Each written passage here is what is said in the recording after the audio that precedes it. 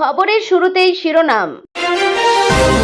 গ্রামীণ বাংলায় বড় ধাক্কা, পঞ্চায়েতের প্রপার্টি ট্যাক্স 223 টাকা থেকে বাড়িয়ে সরাসরি 1200 টাকা করল রাজ্য।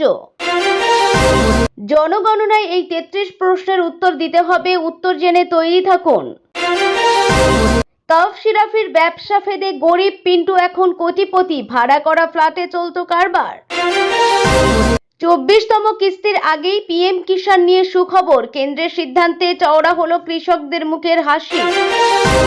তৃণমূলের পর এবার বিজেপি নেতাদের উপর ডিম থেরাপি, আগেই সতর্কবার্তা দিয়ে রেখেছিলেন সমীর। আসছে বিস্তারিত খবরে। পঞ্চায়েতের নিজস্ব আয় বৃদ্ধি করতে এক বড়সড় কড়া পদক্ষেপ করল রাজ্য সরকার। পঞ্চায়েত দপ্তরের নতুন এসওপি অনুযায়ী এবার থেকে গ্রামীণ এলাকায় বাড়ি পিছু বার্ষিক প্রপার্টি ট্যাক্স বা সম্পত্তি করের লক্ষ্যমাত্রা এক ধাক্কায় অনেকটাই বাড়িয়ে দেওয়া হয়েছে। এতদিন প্রপার্টি ট্যাক্স বাবদ পরিবার পিছু বার্ষিক গড় আদায় মাত্র 233 টাকা থাকলেও তা বাড়িয়ে সরাসরি 1200 টাকা করার লক্ষ্যমাত্রা নিয়েছে রাজ্য সরকারের। এই পদক্ষেপ সাধারণ মধ্যবিত্ত গ্রামবাসীদের পকেটে যে বাড়তি আর্থিক টান পড়তে চলেছে তা বলাই বাহুল্য। একটি পঞ্চায়েত মূলত তার নিজস্ব সম্পদ ও বাসিন্দাদের সম্পত্তি কর থেকেই অভ্যন্তরীণ রাজস্ব সংগ্রহ করে। রাজ্যের মোট 3339টি গ্রাম পঞ্চায়েতের প্রায় 1,92,00,000 পরিবার থেকে বার্ষিক মোট 451 কোটি টাকা রাজস্ব আদায় হয়। এতদিন পর্যন্ত হিসাব অনুযায়ী পরিবার পিছু বার্ষিক গড় কর ছিল মাত্র 233 টাকা। গ্রাম অঞ্চলে পঞ্চায়েতের এই আয় অত্যন্ত কম হওয়ায় রাজস্ব বাড়াতে এবার 986 টাকা অতিরিক্ত কর নির্ধারণ করার সিদ্ধান্ত নেওয়া হয়েছে, যার ফলে এখন থেকে প্রতিটি পরিবারকে বছরে বাধ্যতামূলকভাবে মোট 1200 টাকা করে কর দিতে হবে। পঞ্চায়েত দপ্তর সূত্রে জানানো হয়েছে, গ্রামবাসীদের কর জমা দেওয়ার নির্দিষ্ট দিনক্ষণ ঘোষণার পর প্রশাসন বেশ কিছু কড়া পদক্ষেপ হাতে নিয়েছে। আগামী 3 সপ্তাহের মধ্যে সংশ্লিষ্ট পঞ্চায়েতকে কর সংগ্রহের পুরো প্রক্রিয়াটি সম্পূর্ণ করতে হবে। করদাতাদের সুবিধার কথা মাথায় রেখে অফলাইনেও টাকা জমা নেওয়ার বিশেষ ব্যবস্থা রাখতে বলা হয়েছে। নির্ধারিত সময়ের মধ্যে যারা কর জমা দেবেন না তাদের একটি আলাদা তালিকা তৈরি করে অতিরিক্ত 15 দিন সময় দেওয়া হবে। এরপরেও যদি কেউ বকেয়া কর পরিশোধ না করে তবে সংশ্লিষ্ট পঞ্চায়েত নিজেদের মধ্যে জরুরি বৈঠক করে কড়া আইনি বা প্রশাসনিক পদক্ষেপ গ্রহণ করবে।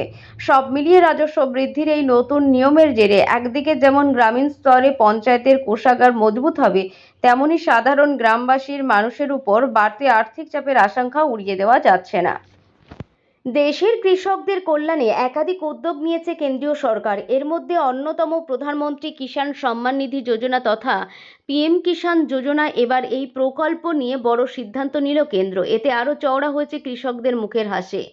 শুক্রবার প্রধানমন্ত্রী নরেন্দ্র মোদীর নেতৃত্বে কেন্দ্রীয় মন্ত্রিসভার বৈঠক হয়েছে। সেখানে সিদ্ধান্ত নেওয়া হয় পিএম কিষাণ যোজনার মেয়াদ আরও 5 বছর বাড়ানো হবে। নতুন সিদ্ধান্ত অনুসারে 2026-27 আর্থিক বছর থেকে 30-31 অর্থবর্ষ অবধি এই প্রকল্পটি চালু থাকবে। এই 5 বছরের জন্য নির্দিষ্ট পরিমাণ আর্থিক বরাদ্দ অনুমোদন করা হয়েছে।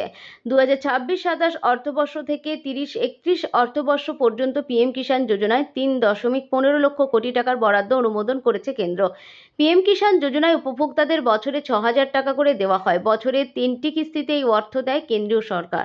সম্প্রতি এই প্রকল্পে 23তম কিস্তি দেওয়া হয়েছে। বর্তমানে 24তম কিস্তির অপেক্ষায় রয়েছেন উপভোক্তারা।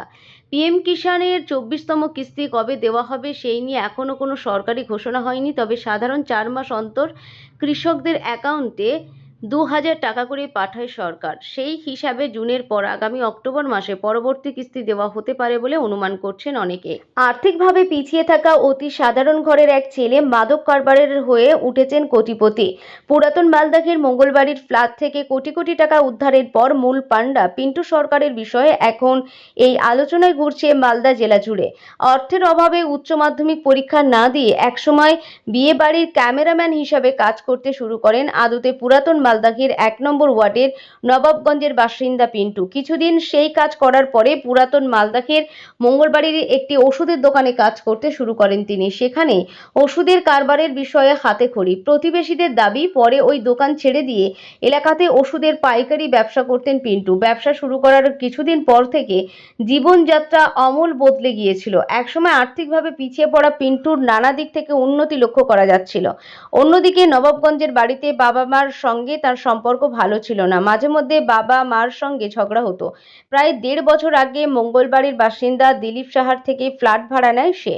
যদিও ওই এলাকার বাসিন্দা বলে আগে থেকেই পরিচিত হওয়ায় ফ্ল্যাটের মালিক দিলীপ সাহা ভাড়ার জন্য কোনো নথিপত্র পিন্টুর থেকে নেননি। পিন্টু দিলীপবাবুকে জানিয়েছিলেন যে খুব শীঘ্রই তিনি বিয়ে করবেন, মঙ্গলবাড়ি এলাকাতে একটি নতুন বাড়ি তৈরি করবে। সেই কারণে কিছুদিনের জন্য ভাড়ায় ওই ফ্ল্যাট নিয়েছিল পিন্টু। ওই আবাসনের অন্যান্য বাসিন্দাদের দাবি, দিনরাত ওই ফ্ল্যাটের গোডাউনে প্রচুর ওষুধের বাক্স থাকতো। অজ্ঞাত পরিচয় বহু ছেলে ফ্ল্যাটে অবাধ যাতায়াত করত। সকলের ধারণা ছিল ওষুধ ব্যবসার সঙ্গে জড়িত ছেলেরাই ওই ফ্ল্যাটে আসা যাওয়া করেন। তবে এ বিষয়ে সেভাবে কেউ মাথা ঘামাননি। রবিবার রাতের অভিযানের পর কোটি কোটি টাকা উদ্ধারের পাশাপাশি ৯,০০০ বোতল নিষিদ্ধ কফ সিরাপ পুলিশ বাজেয়াপ্ত করার পরে চক্ষু চড়ক হয়েছে অনেকের। ফ্ল্যাটের মালিক দিলীপ সাহা বলেন, বহু বছর ধরে আমি ওই ছেলেটিকে চিনি। ওষুধের ব্যবসা করে নিজের পায়ে দাঁড়িয়েছে বলে জানতাম। বিয়ে করার জন্য বাড়ি তৈরি করছে দাবি করে কিছুদিন থাকার জন্য ফ্ল্যাট ভাড়া নিয়েছিল, কিন্তু এমন কারবার করতো তা তো জানা ছিল না। শনিবার থেকে শুরু হয়ে গেছে জাতিভিত্তিক জনগণনা। প্রথম ১৫ দিন ওয়েবসাইটে চলবে সেলফ এনুমারেশন। ১৬ই আগস্ট থেকে ১৫ই সেপ্টেম্বর পর্যন্ত হবে বাড়ি বাড়ি ভেরিফিকেশন। সেলফ এনুমারেশন করার জন্য ঢুকতে হবে ওয়েবসাইটে, দিতে হবে ৩৩টি প্রশ্নের উত্তর। সেলফ এনুমারেশনে দিতে হবে বাড়ি বা ফ্ল্যাটের বিবরণ, মেঝে, দেওয়াল বা ছাদ কি দিয়ে তৈরি, দিতে হবে সেই তথ্য। ফ্ল্যাট বা বাড়ির তথ্য দেওয়ার পর দিতে হবে পরিবারের সদস্যদের তথ্য। সেই সঙ্গে দিতে হবে পানীয় জল, জ্বালানি, শৌচাগার থেকে আলো সংক্রান্ত তথ্য। পারিবারিক আয়ের তথ্যও জানাতে হবে। সেলফ এনুমারেশন পর্বে দিতে হবে সম্পত্তির হিসাবও। সেলফ এনুমারেশন পর্বের সূচনা করে শনিবার নিজেই পোর্টালে নিজের তথ্য দেন মুখ্যমন্ত্রী শুভেন্দু অধিকারী। সূত্রের খবর, জাতিভিত্তিক জনগণনায় এবার সরকার ডিজিটাল ফার্স্ট পদ্ধতি গ্রহণ করেছে। প্রত্যেক নাগরিকের জন্য থাকছে ৩৩টি প্রশ্ন। সেই সম্ভাব্য ৩৩টি প্রশ্নের সম্পূর্ণ তালিকা দেওয়া হলো, যেমন বাড়ির নাম্বার, সেন্সাস হাউস নাম্বার, বাড়িটির মেঝের প্রধান উপাদান, বাড়ির দেওয়াল কি দিয়ে তৈরি, ছাদ কেমন, কি দিয়ে তৈরি, বাড়িটির ব্যবহার সংক্রান্ত তথ্য, বাড়ির অবস্থা, পরিবারে কতজন থাকেন, পরিবারের কর্তা কে, তিনি কি মহিলা না পুরুষ, পরিবারের লোকজন তফসিলি জাতি বা উপজাতি বা অন্যান্য সম্প্রদায়ের অন্তর্ভুক্ত কিনা, বাড়ির মালিকানা কার, বাড়িতে কটা ঘর, বাড়ির সদস্যদের মধ্যে কারা বিবাহিত কারা অবিবাহিত, পরিবারটির পানীয় জলের প্রধান উৎস কি, পানীয় জল সংক্রান্ত আরও তথ্য, বাড়িতে বিদ্যুৎ সংযোগ আছে, শৌচাগার আছে, কি ধরনের শৌচাগার, বজ্র জল নির্গম পথ কেমন, স্নানের সুবিধে আছে। এছাড়াও প্রশ্ন থাকবে রান্নাঘর এবং এলপিজি বা পিএনজি সংযোগ নিয়েও, রান্নার জন্য কি জ্বালানি ব্যবহার করা হয়, বাড়িতে রেডিও ট্রানজিস্টর আছে, টিভি আছে, ইন্টারনেট আছে, ল্যাপটপ বা কম্পিউটার আছে বাড়িতে, বাড়িতে কয়টি টেলিফোন, মোবাইল ফোন, স্মার্টফোন, বাড়িতে সাইকেল বা স্কুটার বা মোটর সাইকেল বা মোপেড আছে, তো গাড়ি আছে, পরিবারে কি ধরনের শস্য খাওয়া হয়। জনগণনা সংক্রান্ত যোগাযোগের জন্য মোবাইল নম্বর নেওয়া হবে। সেলফ এনুমারেশন শুরু হয়েছে জেলাতেও। শিলিগুড়িতে পোর্টালে নিজের তথ্য আপলোড করেন পর্যটন ও পরিষদীয় মন্ত্রী শঙ্কর ঘোষ। এছাড়াও উত্তর ২৪ পরগনায় ফর্ম পূরণ করেন পরিবহন মন্ত্রী অর্জুন সিং, তাঁর ছেলে ভাটপাড়ার বিজেপি বিধায়ক পবন সিং। ঠাকুরনগর ঠাকুরবাড়ি থেকে শুরু হয় গাইঘাটা ব্লকের জনগণনার কাজ। সেলফ এনুমারেশন শেষ হওয়ার পর ১৬ই আগস্ট থেকে ১৫ই সেপ্টেম্বর পর্যন্ত বাড়ি বাড়ি গিয়ে তথ্য যাচাই করবেন এনুমারেটররা। গত ৪ঠা মে বিধানসভা নির্বাচনে ফল ঘোষণার পর থেকে ছোট শালবাড়ি গ্রাম পঞ্চায়েতের প্রধান সহ পঞ্চায়েত সদস্যরা অঞ্চল অফিসে আর আসছিলেন না বলে অভিযোগ। ডিম থেরাপির অভিমুখ পরিবর্তন হলো। তৃণমূলের পর এবার বিজেপি নেতাদের উপর ডিম ছোড়ার অভিযোগ উঠল। দেখানো হলো বিক্ষোভও। অভিযোগ, বিজেপি নেতাদের ডিম ছোড়েন নিচুতলার বিজেপি কর্মীরাই। ঘটনাটি শীতলকুচি ব্লকের ছোট শালবাড়ি গ্রাম পঞ্চায়েত এলাকায়। অভিযোগ, কয়েকজন বিজেপি নেতা তৃণমূল নেতাদের কাছ থেকে কাটমানি নিয়েছেন। পাশাপাশি বিজেপির কর্মীরা না জানিয়ে তৃণমূলের গ্রাম পঞ্চায়েত প্রধানকে গ্রাম পঞ্চায়েত অফিসে প্রবেশ করান তারা। এই কারণে সোমবার বিজেপির কয়েকজন নেতাদের লক্ষ্য করে ডিম ছোড়া হয়। গত ৪ঠা মে বিধানসভা নির্বাচনের ফল ঘোষণার পর থেকেই ছোট শালবাড়ি গ্রাম পঞ্চায়েত প্রধান সহ পঞ্চায়েত সদস্যরা অঞ্চল অফিসে আর আসছিলেন না বলে অভিযোগ। এর ফলে অঞ্চল অফিসের কাজকর্ম বন্ধ রয়েছে।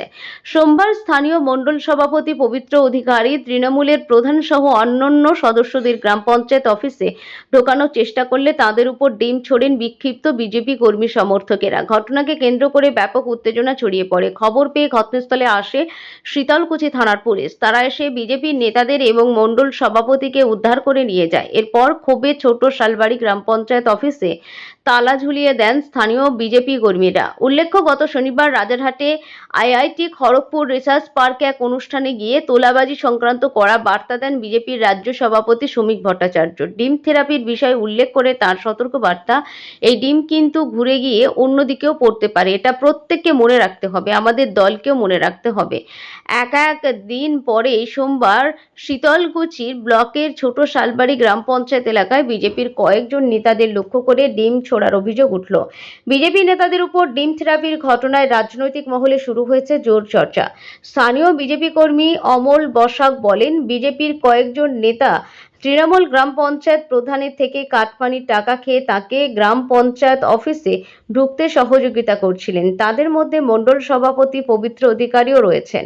যে গ্রাম পঞ্চায়েত প্রধান এলাকায় কোনো কাজে লাগবে না, তাকে গ্রাম পঞ্চায়েত অফিসে ঢুকতে দেবে না গ্রামের মানুষ, তাই তারা বিক্ষোভ প্রদর্শন করেছেন।